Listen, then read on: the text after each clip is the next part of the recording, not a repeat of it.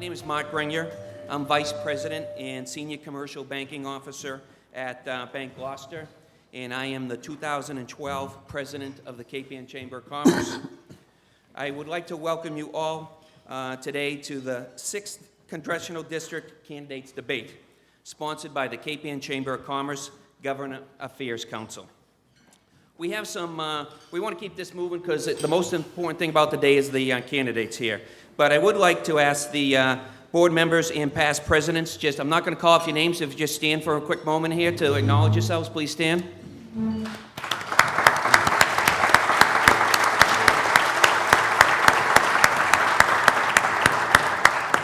We also have some elected officials here with us today. We have Selectwoman Sarah Wilkinson from Rockport. Could you please stand, Sarah? Erin Battistelli from Rockport. Sorry, Peter. Just the ones checked. Selectman Paul Murphy from Rockport.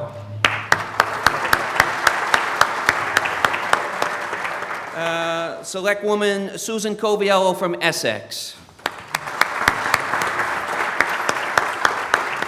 Town Moderator Rolf Madsen from Essex. Eileen Duff, candidate for Governor's Council.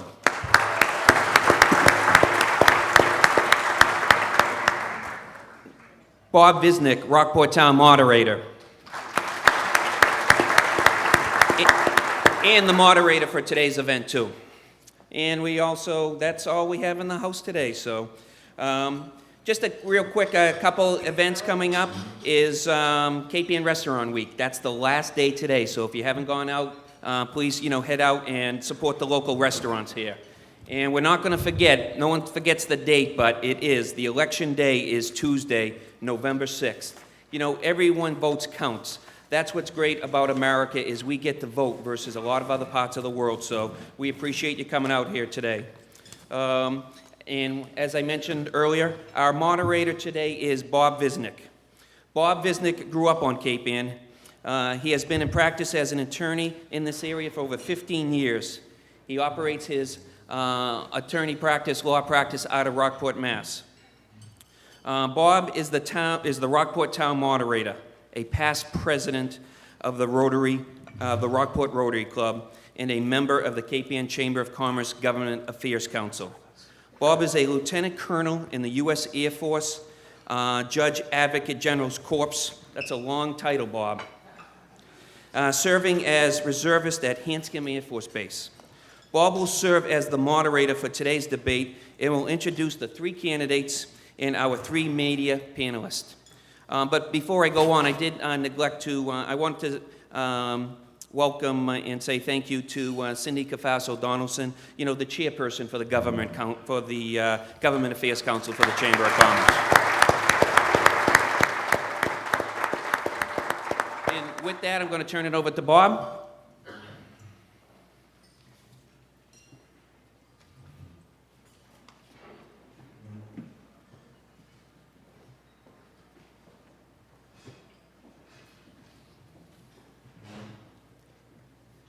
Thank you, Mark. Good morning, everybody. At this time, I will ask the three candidates to please go, and they're already at their designated seats at the front of the room. We heard well. We're doing well so far. I'd like to welcome our candidates. We have Daniel Fishman, nominee of the Libertarian Party. He is the grandson of Russian immigrants who came to Lynn at the turn of the 20th century. He grew up in Texas and has been a resident of Massachusetts since 1994 and Beverly since 2003. Mr. Fishman attended UMass Boston, has a background in special education, and currently works in a software business. This is Mr. Fishman's first run for elected office.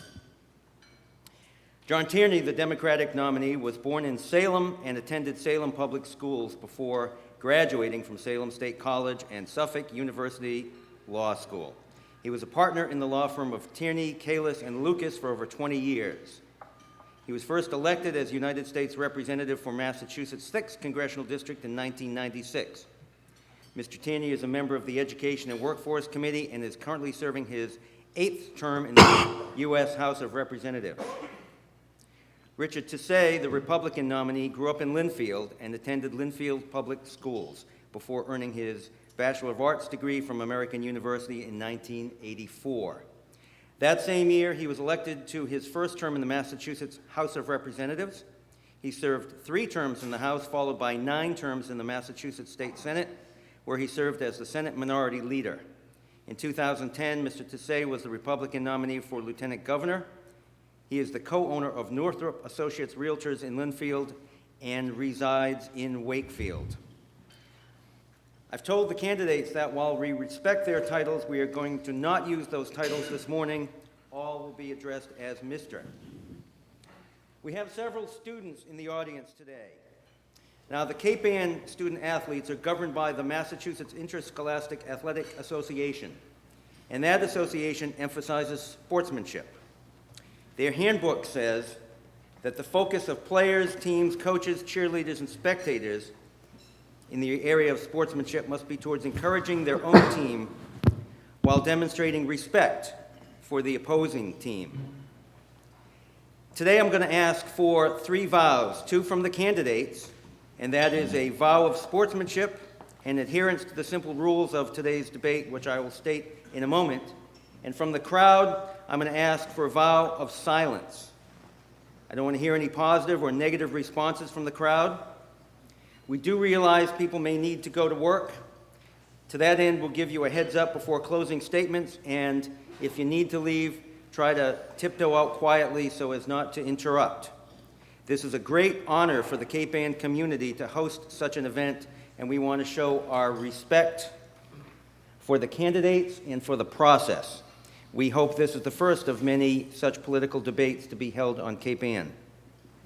The questions will commence in a few moments, and we'll start the last question no later than 8:45, and we hope to conclude the debate a little after 9 this morning. We encourage candidates and attendees to stay following the debate for further conversation and informal dialogue if possible. Here's the format. We expect to ask 7 to 9 questions of each candidate. The candidates will get 2 minutes to answer. Each candidate will then get a 30-second follow-up. And the rules say that I have the discretion to allow additional follow-up. I don't anticipate that happening today, though it could. And there will be a 2-minute closing statement for each candidate. We used a very sophisticated system, the candidates' birthdays, to determine the order of presentation, and we'll rotate through with that order for the questions. Now, my military background leads me to want to discuss the mission and the mission of the debate today. National and local polls show that voters are annoyed by negativism and by vague platitudes.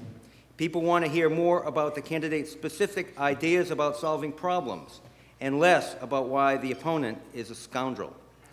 We are hoping this morning that the candidates provide their specific positive ideas and demonstrate that same type of sportsmanship we expect from our high school student athletes. I'm now going to introduce our panelists. We have Pat Slade, the editor of the Manchester Cricket, covering Manchester by the Sea and Essex. Ray Lamont is the editor of the Gloucester Daily Times. Jane Enos is the editor of the Cape Ann Beacon. And we are fortunate to have Rockport High School's varsity voice, Viking voice, Jeff Cloak and William Gleckner. And Mr. Gleckner is going to ask a question on behalf of the students. The timekeeper today will be Gail McCarthy of the Gloucester Daily Times. She also has a very sophisticated system. She'll hold up a green card when there's 30 seconds left, and she will hold up a red card when time is up. And I have this simple yet effective gavel, which I will pound a few times to let you know that time is up. The questioning will now begin. We're first going to hear from Ms. Slade, and the order is going to be Mr. Tierney, Mr. Tisei, and Mr. Fishman. Welcome, everyone. Thank you. The voters appear to have become increasingly frustrated with the inability of our elected leaders to come together to resolve the great problems facing our nation. Chronic annual budget deficits, a national debt now in excess of $16 trillion, and Medicare and Social Security at grave risk for the next generation without major reforms. Members of Congress receive generous public benefits and at times exempt themselves from laws they pass. Approval rating for Congress are at historically low levels.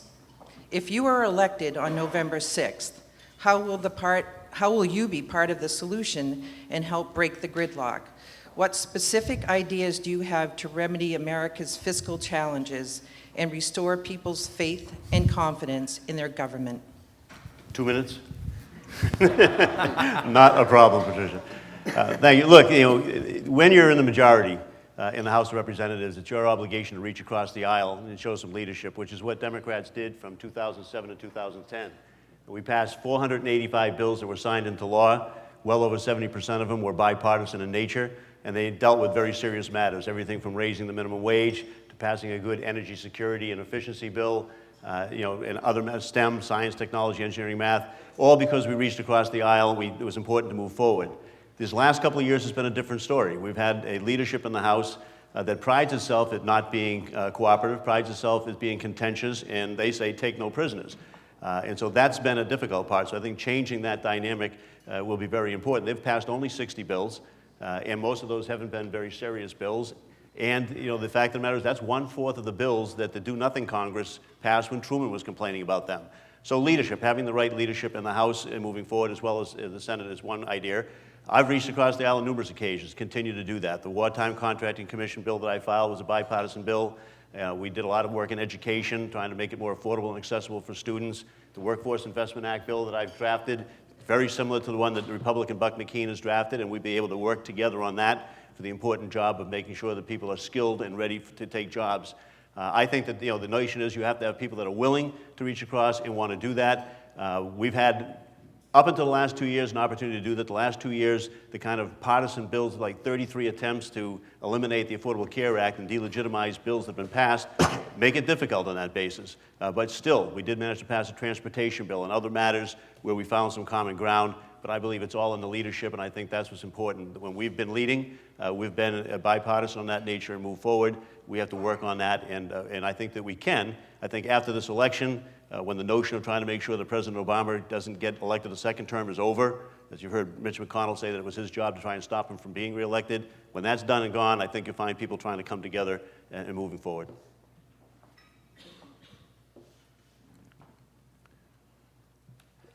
Well, I think that we have a big problem in our country right now, and that is that in Washington, D.C. right now, you have both Democrats and Republicans who are sort of both in silos. There's a big food fight going on every day, and there aren't enough people in Washington who are putting the country first. It's all about putting your party first. And I would say that over the 26 years I served in the state legislature, I did have a reputation of being somebody who would cross the aisle, who would work with other people, who would try to solve problems, and who would get things done. I was honored this week to be endorsed by the Boston Globe, which doesn't normally endorse Republican congressional candidates. I think the last one was 20 years ago. And I was also endorsed by the Boston Herald yesterday. And the reason why in both endorsements cited the fact that they had looked at my record, they were familiar with what I was able to do in the legislature. Even when I was the minority leader, being outnumbered by such a large margin, I was able to get a lot of bills passed. And the reason I think I did well, and I represented a district, by the way, that only had 10% registered Republicans in the district. And I was elected and re-elected 13 times. And the reason why is because every issue that came up, I would look at the issue and say, what's best for the people of the district and what's best for the state? The problem in Washington right now is you don't have that happening. You have people, when issues come up, they'll say, what's best for my party? And one of the reasons this country is in so much trouble right now, again, is because people aren't putting America first. I would just take issue with a couple of things that the Congressman said. He's, in his record, if you look it up on National Journal, in the 16 years he's been in Congress, he's voted with his leadership 99% of the time. And I think most people here would agree that nobody is right 99% of the time. And when you're voting straight party line 99% of the time, you're voting against the interest of the people in your district, and you're also voting against the interest of the country as a whole. So what I would like to do is be able to go down to Congress, reach across the aisle, work with the other side to try to solve problems, and continue on the type of representation I've provided people in the past. Not surprisingly, I agree with both of these guys that bipartisanship is the problem. At this point in time, we have a government that has been predicated on the idea that parties win elections and parties will do what they have to do to win elections. When we talked about the fact that Mitch McConnell, one of the things he said immediately was that his primary job was to make sure that Barack Obama was a one-term president. That is not in the spirit of our country. That is not in the spirit of the idea that we are meant to be a government of the people. And we've seen several examples of where that has completely fallen by the wayside. Talk about some of the 61 bills that did pass. One of the most egregious was the National Defense Authorization Act that suspended habeas corpus. What that means is that you can now be seized for suspicion of terrorism without a warrant. It means that they can hold you without the right to a trial, and they can hold you without the right to an attorney. This is a fundamental change in the way our country is run.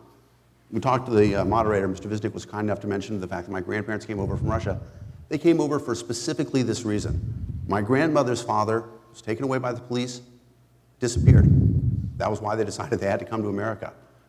What happened that we would make a change in our government, that we would say, because we're so afraid of terrorists, we're going to make this one small adjustment and allow people to be held without the right to an attorney?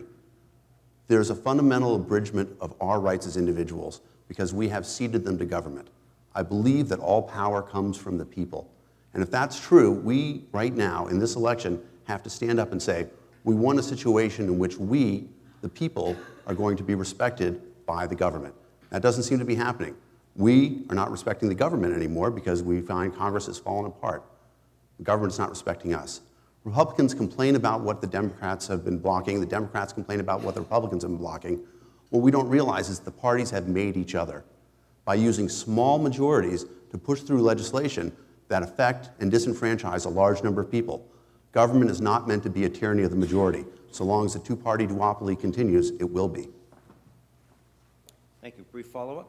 Sure, I do. Look, the endorsements I'm most proud of are here locally, where this week virtually all of the leadership of the city of Gloucester stood with me, as well as community leaders and past and present, the two past mayors and members of the city council, school committee, and others. That's important. And it's important because they only need to look around this at Cape Ann area to see that whether Republicans were in the majority or Democrats were in the majority, they got effective representation.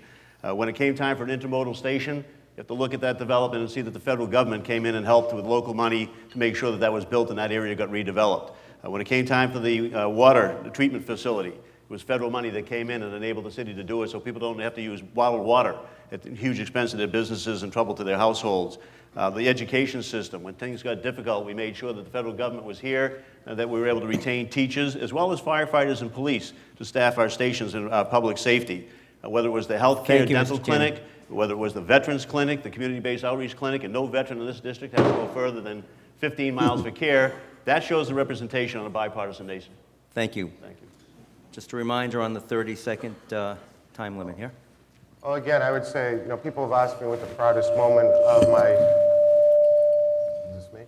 People have asked me what the proudest moment of my campaign is, and I'd say I set up at a press conference, a Democrats for Tisei press conference, and I actually had colleagues, Chip Clancy, who was the state senator from Lynn, a Democrat, other former legislators came and endorsed me. And that's very unusual in today's political climate, that people would do that. And I'm proud of the fact that they did, and I think it should show people that I have had the experience working with people. You don't always agree with them, you don't always get your way, but at the end of the day, if you can, you're working towards the common good, and you have to be able to do those things to be successful. Congressman talked about the fact there's been 33 votes to repeal the Affordable Care Act. This should not be an indication of the fact that Republicans are trying to dismantle government. It's an indication of the fact that the bill is largely unpopular. It may be the right bill for Massachusetts, but we are a different state from Mississippi. The accents, for one, should be a clear indication. There's a lot of other differences, and there's a reason why the bill that we passed here might be right for Massachusetts. We should not impose it on everybody else. And this is what government has become. We have become a monolithic government when we're meant to be 50 United States. Government has to be limited in order for people to understand what their role is within the country and within government.